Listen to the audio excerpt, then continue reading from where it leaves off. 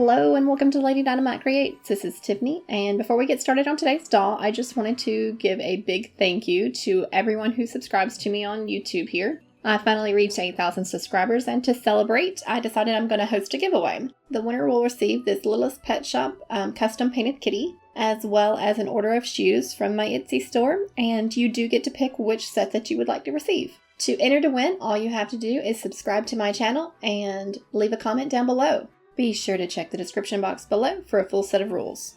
Now on to the doll. I'm going to be making Bloody Mary, and her myth goes she is an entity that is summoned through invoking her name in a mirror.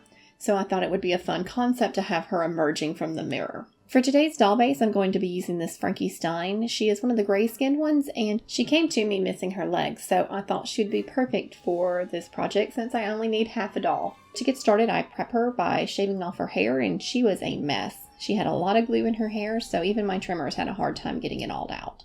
Once all of her hair has been removed, I dunk her into some boiled water and let her sit for a few moments, and once the vinyl is nice and soft, I can easily pull her head off.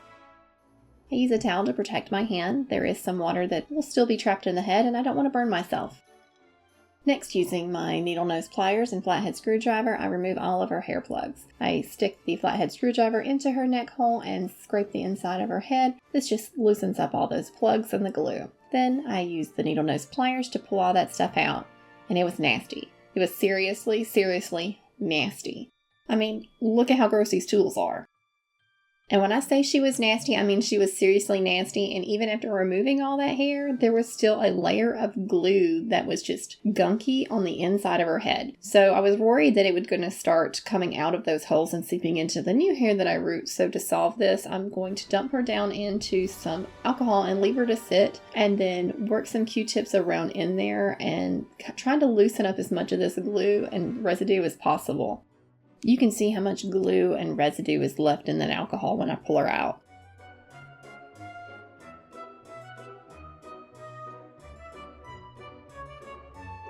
With 100% acetone, I remove all of her factory paint. I make sure to give her a wash with some clean soapy water to remove any of the residue from the acetone afterwards. I give her scalp a coat of black acrylic paint to prep her for her reroot. Now to prep some yarn to make her hair. I wrap some yarn around my form until I'm happy with how much I have to work with, then I give them a snip and cut off workable size pieces. Next, I take and separate all of those strands. This particular one came in 4 strands, and if you'll notice, I'm going to separate these in 2 different piles. One pile has some of the pink in it, the other pile does not. I'm going to have some of the pink in her hair, but I don't want it to have a lot of it, so I'm going to be using mostly the black and the white. Now I take all of my yarn strands that have been separated, including some black that I previously prepped, and I start looping these onto some metal barbecue skewers. I am putting these on in an order that I think would be pleasing to see rerooted.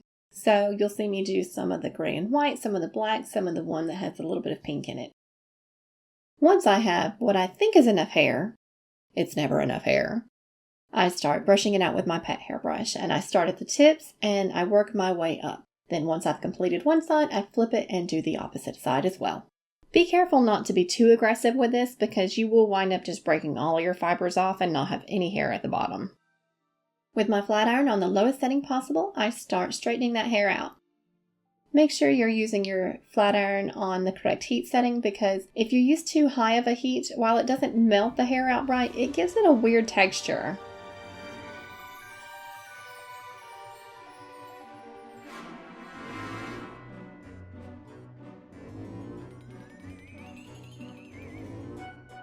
Now when I start my reroot, I pull off a strand of that yarn from my skewer, slip it onto my needle head, and plug it down into the head. Since this is yarn, I am skipping every other hole on the hairline, and I do about every 3 holes in the majority of the hair.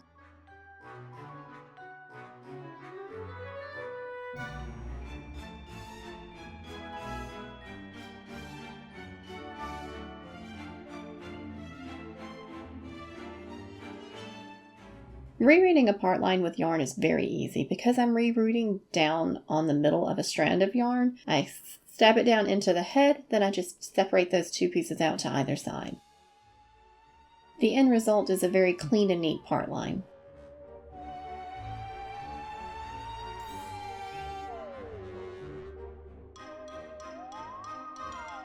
With her completely rerouted, I can secure all of that yarn with a little bit of liquid fusion glue.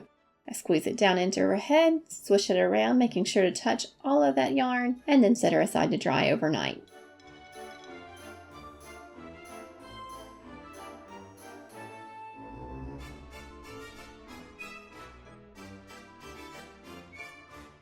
To prep her body, the first thing I do is take my X-Acto blade and slice off her bolts.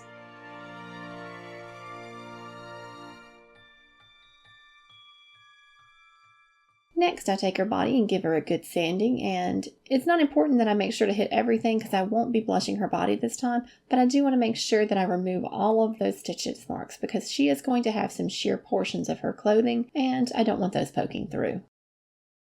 Ignore the continuity error here, but the final step in prepping her body is chopping off the edge of that pelvis so that she can secure flatly to a mirror. So I look at the way that I would like her to come out, then I take my Dremel cutoff tool and just slice her butt off.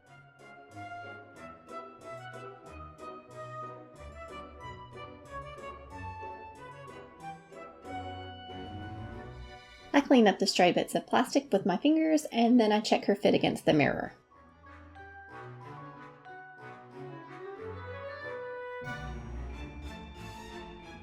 I did several different sketches trying to figure out what I wanted in regards to her outfit and in her hairstyling. I ultimately landed on the first design. However, I did decide that I liked the neckline better on the last one, so I added in a sheer area that came up into a turtleneck. The hairstyles weren't necessarily paired with their outfits that they were depicted on. It was just a way for me to sketch them out. But I decided I did actually like that hair better too because it had a floaty, weightless quality that I thought would be kind of cool. Now for patterning out that outfit. I start out like I usually do with a mannequin wrapped up in cling film and paper tape, and then I start sketching out the design. You'll see me feeling right around here on this joint. I'm trying to feel where the shoulder edge is so that I can mark that with my pencil. When I'm happy with the design, I cut this off the doll and I cut apart all of the pieces and add my dart. I will be keeping this attached at the shoulder and not having to have a separate seam. I don't need that much of a seam allowance on the back to allow for Velcro because I will be sewing this directly onto the doll. I transfer my tape form onto paper making a pattern and I add seam allowance on the sides, bottom, and around the armhole. However, I don't add any seam allowance around the neck hole. You'll see why in a sec.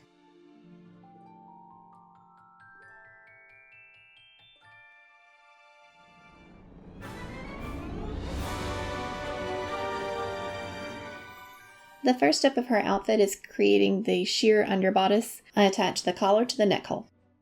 Now with right side spacing, I can sew up the side seams. I place this onto the doll and sew it shut using a ladder stitch. I don't often sew my clothes directly onto a doll, but in this case, her clothing and she will be attached directly to a mirror, so it kind of made sense.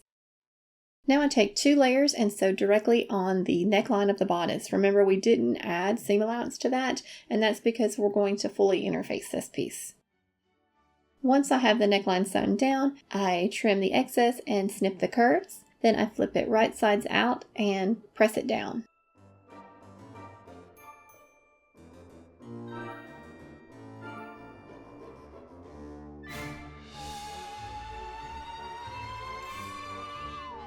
This is a little tricky to flip right side out and iron. You just do little sections at a time until you've got the whole thing flipped. Now I have a nice clean finished neckline.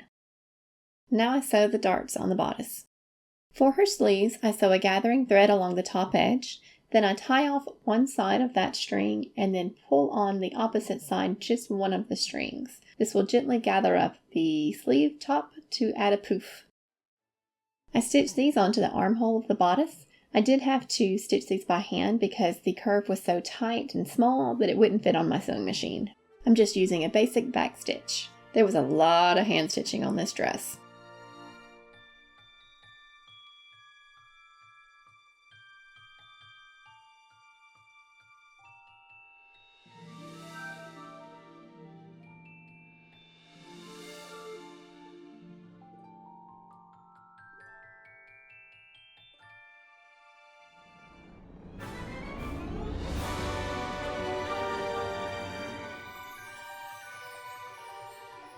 Now I gather the bottom of the sleeve and attach the cuff.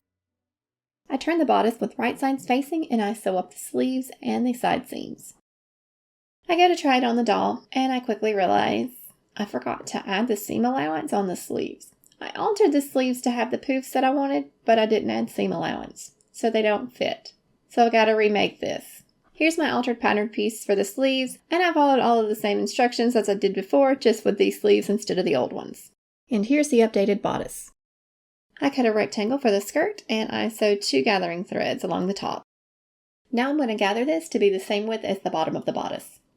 I tie off the threads on the left side, and then I take the top 2 on the right and gently pull them until I can start gathering this up to the correct width. When I have the space to do so, I like to use 2 rows of gathering thread. This prevents the top of the ruffle from folding itself under when you're doing a lot of gathering. Now that the skirt is attached to the bodice, I can remove those gathering threads. I use my seam ripper to pick it apart and pull it out. I just don't want this to be visible on the final product.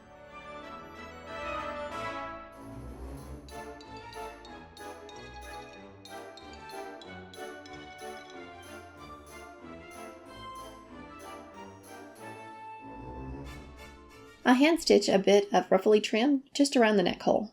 This project had a lot more hand sewing in it than I normally like to do, but I did have to hand sew on the collar, the ruffle around the neck, the arms, and I think that's it. Oh, well, and I had to sew them onto the doll too by hand. I don't like hand sewing. Using gem tack glue, I attach this nail art decoration to the dress. I just use a little clip to help hold it in place until the glue is dried.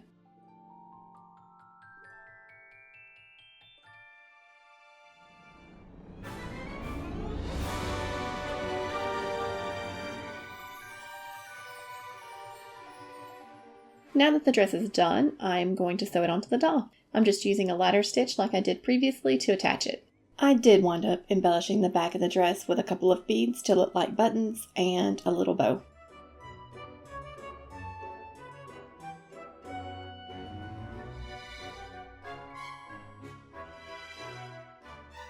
Now onto the face-up.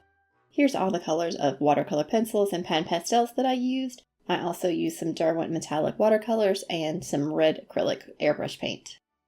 I start layer 1 with sketching out some veining on the face, and I'm using a black watercolor pencil for this. I felt like the black would be a better fitting color for a malevolent entity.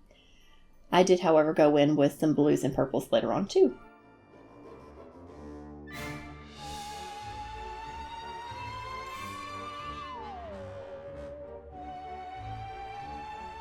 Once I'm happy with the veining, I start sketching in her eye shape. I make sure her eye shapes are as symmetrical as possible, then add in the tear duct and waterline.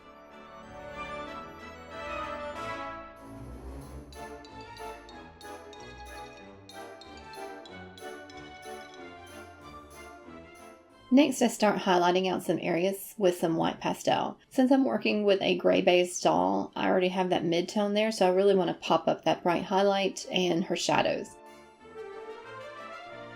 I fill in that space that I created for her tear duct and waterline with a light pink, and then towards the corners I use a darker red.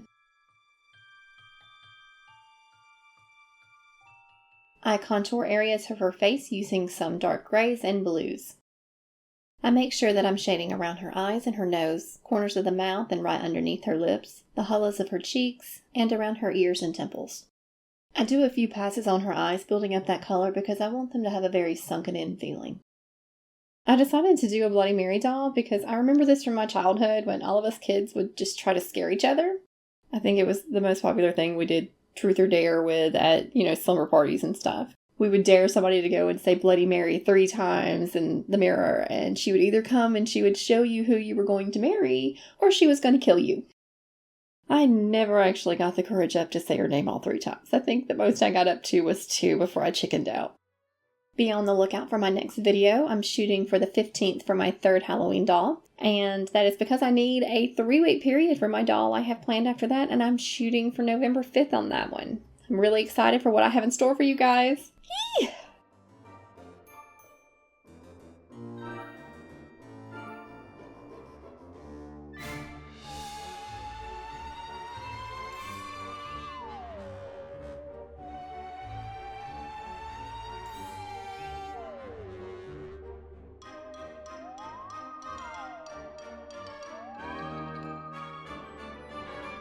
I use some red pastel and blush right underneath her eyes. With a black watercolor pencil, I start adding in some line details to her lips. I'm being careful to be very light with this because I don't want a very heavy-handed lipstick look on her. I want it to kind of look neutral.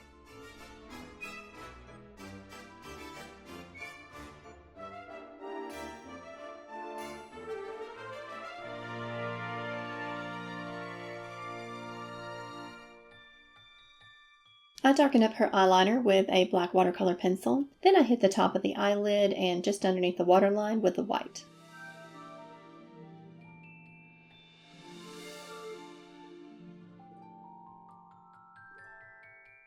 I fill in the whites of her eyes and I'm using my Caran D'ache Super Color watercolor pencil. This is the best white watercolor pencil I've ever used. It's very creamy and opaque. I add in a whole bunch of red veining to the eyes. At this point, I wasn't sure whether I wanted to have her eyes be completely white or if I did want them to have an iris or not yet. Around her eyes, I start sketching in some eyelid creases. I'm using my Faber Castell. This is a very hard leaded pencil, so it allows me to get nice crisp lines that are very thin. I give her a spray of MSC, and then on layer 2, I start with her eyebrows first. I like to do those on a clean layer because I often erase. And you'll see, I sketch in this one eyebrow, I decide I don't really like it, so I'm going to try a different shape on the other side, so I did have to erase that one eyebrow. But once I have a general shape and eyebrow that I like, I refine it more with a sharpenable pencil eraser.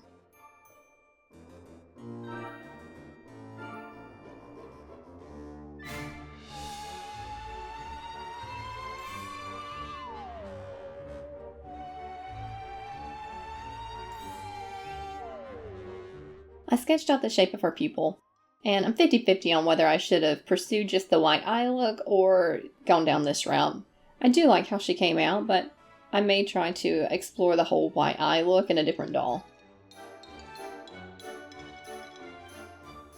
I felt like her lips did need a tiny bit of color, so I blushed them with a little bit of pink. Then I add in individual hairs to the eyebrows using a black watercolor pencil. I make sure to flick in the direction the hair would naturally grow and lay.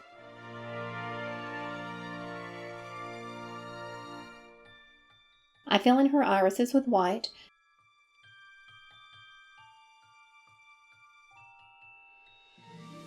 And I use that same white and highlight just under the waterline again. And then I darken the outer edge of the waterline with a black. I do some shading to the sclera and iris of her eye just to give it a bit of a rounder feel.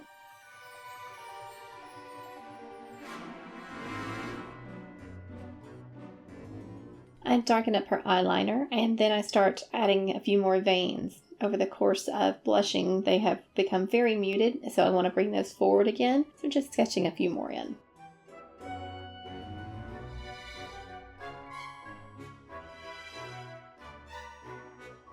Then, making sure to stay completely out of focus, I sketch out her eyelashes top and bottom. I do my first pass with a harder leaded pencil. This allows me to get that nice taper to the edge without them getting too chunky. And then I go back with this softer leaded that's much darker and just do around the base of the lash.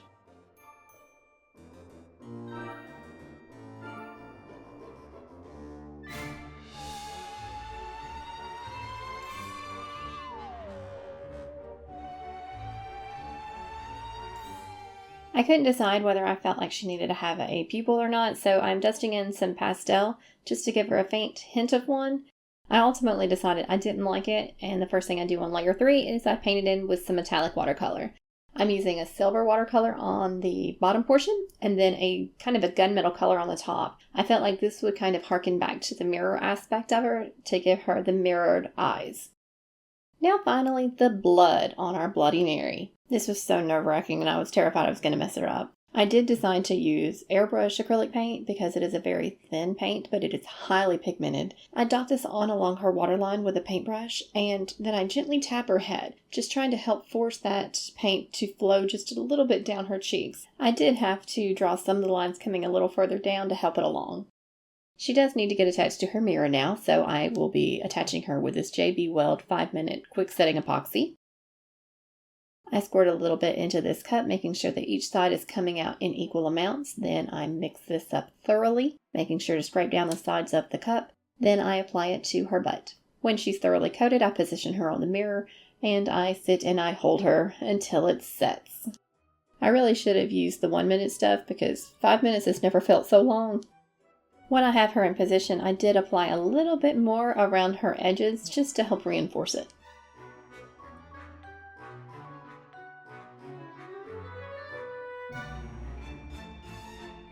With her secured to the mirror and the epoxy fully cured, I can now position her dress. I'm just using some hot glue and putting it around the areas and then tucking it in. I glue down small sections at a time so that I make sure that the glue is not visible on the mirror, plus I am making sure not to get glue on the front of the dress.